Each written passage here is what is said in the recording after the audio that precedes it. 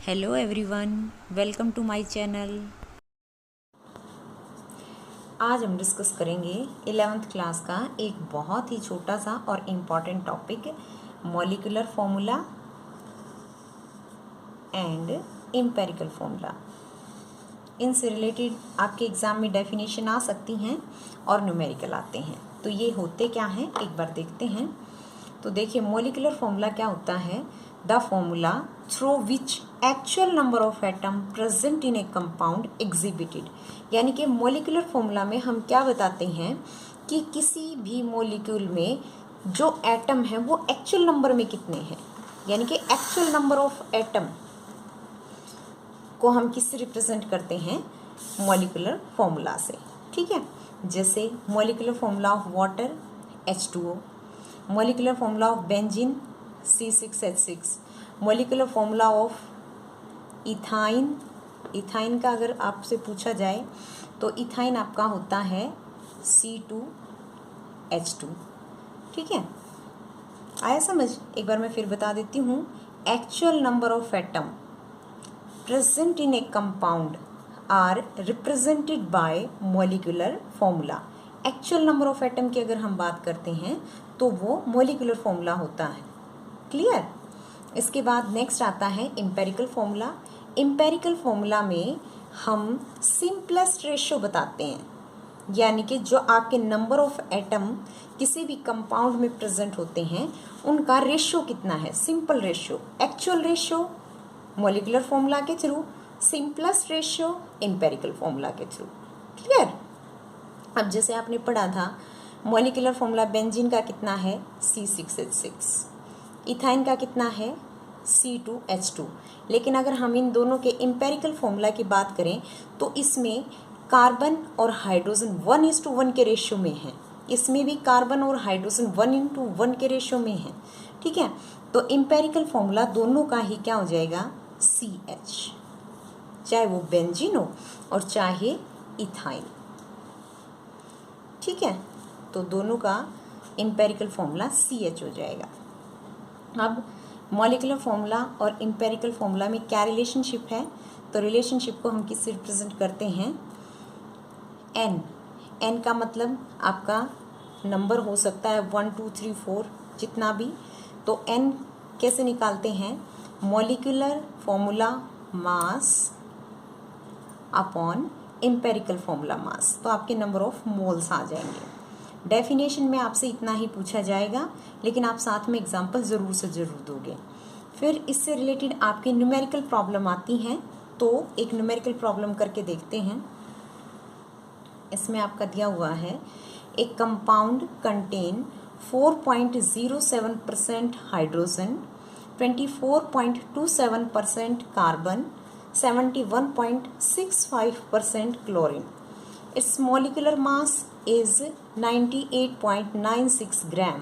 Writes its empirical and molecular formula।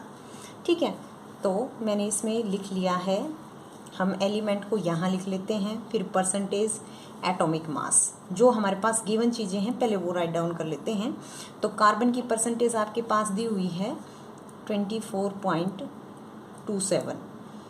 ठीक है, hydrogen की परसेंटेज है 4.07 और क्लोरीन की परसेंटेज है 71.65%। ठीक है, अब इनके एटॉमिक मास लिख लेते हैं। एटॉमिक मास आप लोगों को पता ही है, कार्बन का एटॉमिक मास कितना है?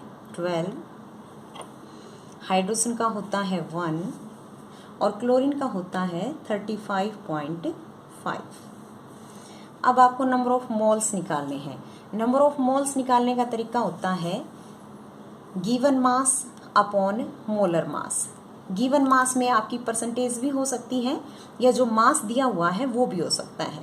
ठीक है, तो पहले नंबर ऑफ मोल्स निकालेंगे। तो हम यहाँ पे कार्बन का कैसे निकालेंगे? 24.27/12। जब आप इसको डिवाइड करते हो तो आपके पास आ जाएगा 2.02। 12 टू द, फिर पॉइंट, फिर 0 जा पे और फिर 2 जा पे। ठीक है, फिर हाइड्रोजन का अगर आप निकालते हो तो 4.07/1, 4.07 फिर क्लोरीन का अगर आप निकालते हो तो 71.65 अपॉन 35.5, ठीक है। तो यहाँ पे भी 35 टू जा 70 और ये आ जाएगा। लेकिन आप ये देखिए, ये हमारा सिंपलेस्ट रेशियो में नहीं है, जबकि इम्पेरिकल फॉर्मूला में हमने डेफिनेशन में पढ़ा कि सिंपल रेशियो में हम उसको रिप्रेजेंट करते हैं किसी भी कंपाउंड में प्रेजेंट नंबर ऑफ एटम को। तो इसको सिंपलेस्ट रेशियो में कैसे निकाल लेंगे? तो सिंपलेस्ट रेशियो में निकालने का तरीका आप ध्यान से सुनिए। जिस एटम के सबसे कम नंबर ऑफ मोल्स हैं उसको पकड़ो पहले, तो ये सबसे कम है, ये दोनों ही बराबर हैं, और उससे हम क्या करेंगे, बाकी सबको डिवाइड कर देंगे, ठीक है। तो जैसे कार्बन है 2.02, ठीक है। तो इसके लिए हम क्या करेंगे, सिंपलेस्ट रेशियो में निकालने के लिए सबसे कम भी यही है, तो हम इसको इसी नंबर से डिवाइड कर देंगे 2.02। तो हमारा क्या रेशियो आ गया, 1, ठीक है।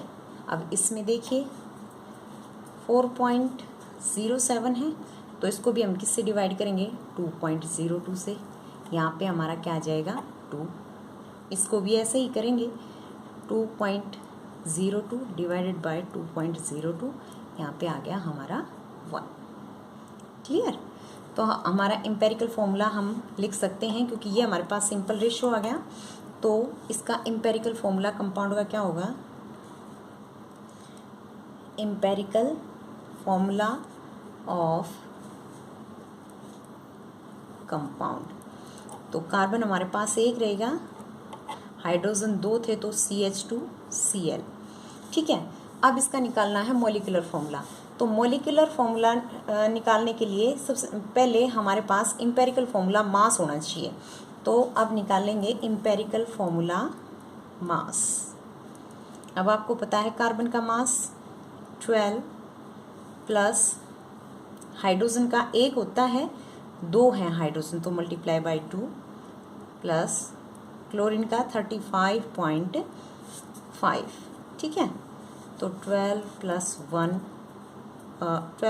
2 प्लस 35.5, तो इसको ऐड जब हम करेंगे तो हमारे पास क्या आ जाएगा, 9 और ये 49.5, ठीक है। अब आपके पास एम्पेरिकल फॉर्मूला मास आपने निकाल लिया, मॉलिक्यूलर फॉर्मूला मास आपका ऊपर दिया हुआ है, तो आप नंबर ऑफ n यहाँ से निकाल सकते हो। निकाल लोगे तो n की वैल्यू क्या आ जाएगी, n is equal to molecular formula mass 98.96, empirical formula mass ये, और आपके पास जब आप इसको शॉर्ट आउट करोगे तो 2 आ जाएगा, ठीक है। अब यहाँ आप लिख सकते हो मॉलिक्यूलर फॉर्मूला, क्या बन गया आपका मॉलिक्यूलर फॉर्मूला। जो आपका एम्पेरिकल फॉर्मूला आया था इसको आप ट्वाइस कर दोगे, क्योंकि n की वैल्यू आपकी 2 आई है। जब आप इसको ट्वाइस करोगे तो कार्बन आपका क्या हो जाएगा, 2, हाइड्रोजन 2 है तो इसका ट्वाइस क्या हो जाएगा, 4, क्लोरीन आपका 1 है तो क्लोरीन क्या हो जाएगा, 2, ठीक है। तो इस तरीके से आप डिटरमिन कर सकते हो मॉलिक्यूलर फॉर्मूला भी, एम्पेरिकल फॉर्मूला भी, n निकालना पड़ जाए तो वो भी, ठीक है। तो आई होप ये न्यूमेरिकल आपको अच्छे से समझ में आ गया होगा, और आपको एम्पेरिकल फॉर्मूला और मॉलिक्यूलर फॉर्मूला की डेफिनेशन भी अच्छे से पता चल गई होंगी। इसी से रिलेटेड एक और न्यूमेरिकल अगर आप करना चाहो तो उसको और देख लेते हैं, ठीक है। देखिए इस न्यूमेरिकल में क्या दिया है, find the empirical formula of iron oxide has 69.9% iron and 30.1% oxygen by mass. Molecular mass दिया हुआ है इसमें 159.8 ग्राम पर मोल। इसमें आप एम्पेरिकल फॉर्मूला पूछा जाए तो सिर्फ एम्पेरिकल फॉर्मूला तक निकाल के छोड़ दीजिए। अगर आपसे n पूछा जाए या मॉलिक्यूलर फॉर्मूला पूछा जाए तो आप आगे निकाल लेंगे, ठीक है, तो इस न्यूमेरिकल को एक बार करके देखते हैं इसमें कैसे आएगा। तो सबसे पहले जो आपके पास गिवन चीज़ें आप उनको लिख लीजिए। एलिमेंट गिवन है, एलिमेंट है आपका आयरन और है ऑक्सीजन। परसेंटेज दी हुई है, तो आयरन की परसेंटेज है 69.9%, ऑक्सीजन की है 30.1%। एटॉमिक मास आयरन का हो सकता है आपको न्यूमेरिकल में गिवन हो, और अगर गिवन ना हो तो आपको लर्न भी रखना पड़ सकता है। ठीक है, तो आयरन का एटॉमिक मास होता है 55.85 ग्राम। क्लियर। AMU भी इसकी यूनिट होती है, एटॉमिक मास यूनिट। ऑक्सीजन का सबको पता ही है 16। नंबर ऑफ मोल्स कैसे निकालेंगे, इसका फॉर्मूला मैंने आपको बता रखा है, given mass upon molar mass.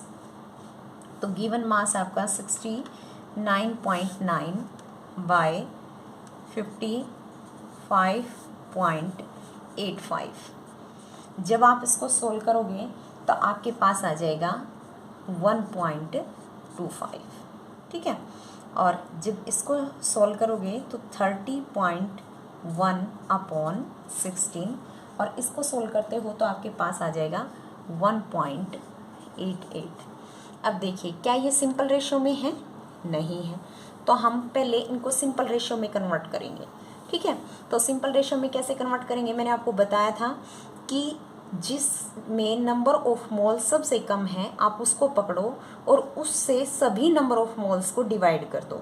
तो इसमें सबसे कम नंबर ऑफ मोल्स ये हैं, तो हम इसी से डिवाइड करेंगे। तो सिंपलेस्ट रेशियो निकालने के लिए अगर आप इस 1.25 को 1.25 से ही डिवाइड करोगे तो आपका आंसर क्या आ जाएगा? 1, यानी कि आयरन का सिंपलेस्ट रेशियो आ गया 1। इसको भी आप 1.25 से ही करेंगे। ठीक है, जब आप इसको सोल्व करोगे तो आपका रेशियो आएगा 1.5। अब देखिए, क्या ये अब सिंपल रेशियो में है? नहीं है सिंपल रेशियो में। ठीक है, तो इससे नेक्स्ट स्टेप में आपको इनको फिर से सिंपल रेशियो में लाना पड़ेगा, क्योंकि आपसे क्या पूछा गया है? Empirical formula. और इम्पेरिकल फॉर्मूला की डेफिनेशन आपको पता है कि जिसमें हम जो नंबर ऑफ एटम होते हैं उनको सिंपल रेशियो में लिखते हैं। ठीक है, तो ये आयरन का तो आपका आ गया 1 और ऑक्सीजन का आ गया 1.5। अब इनको सिंपल रेशियो में करेंगे तो हम कैसे करेंगे कि इसको भी 2 से मल्टीप्लाई कर दो, यानी कि डबल कर दो, और इसका भी आप डबल कर दो। जब इसका आयरन का डबल किया तो आया आपके पास 2, और ऑक्सीजन का डबल किया तो आपके पास आया 3। ठीक है, तो यानी कि आपका इम्पेरिकल फॉर्मूला क्या आ जाएगा? Fe2O3। ठीक है, इम्पेरिकल फॉर्मूला आ गया आपका Fe2O3। लेकिन आपसे अगर इतना ही पूछा गया इम्पेरिकल फॉर्मूला तो आप इतना ही कीजिए, बट आपको मॉलिक्यूलर मास दिया गया है तो आप इससे नंबर ऑफ n भी डिटरमिन कर सकते हो। तो उसके लिए हमें सबसे पहले क्या निकालना पड़ेगा? Empirical formula mass. Empirical formula mass निकालने का जो पीछे हमने मेथड अप्लाई किया था वो ही यहाँ पे करना है। अब आप देखिए, आयरन का कितना होता है? आयरन का आपने ऊपर लिखा था 55.85। 2 आयरन है तो मल्टीप्लाई बाय 2 प्लस 16 मल्टीप्लाई 3। ठीक है, जब आप इन सब को सॉल्व करोगे तो आपका आंसर आएगा 159.7 ग्राम पर मोल, या AMU भी आप इसको लिख सकते हो, दोनों यूनिट इसकी होती हैं। अब देखो, आपको क्वेश्चन में दिया हुआ है, क्वेश्चन में ये वैल्यू दे रखी है मॉलिक्यूलर मास की। ठीक है, और n निकालने का फार्मूला आपको पता है। n कैसे निकालते हैं? Molecular mass upon empirical formula मास, तो 159.8 अपॉन 159.7, और आपका आंसर आ जाएगा 1। यानी कि इस क्वेश्चन में आपका जो मॉलिक्यूलर फॉर्मूला है वो भी क्या हो जाएगा? Fe2O3, और एम्पेरिकल फॉर्मूला भी Fe2O3। मतलब क्या है कि आपका एम्पेरिकल फॉर्मूला और मॉलिक्यूलर फॉर्मूला सेम रहेंगे। ये देखो, है ना, बिल्कुल सेम। क्लियर? तो आई होप ये वीडियो आपको समझ आई होगी। चैनल को लाइक करें, शेयर करें और सब्सक्राइब करें।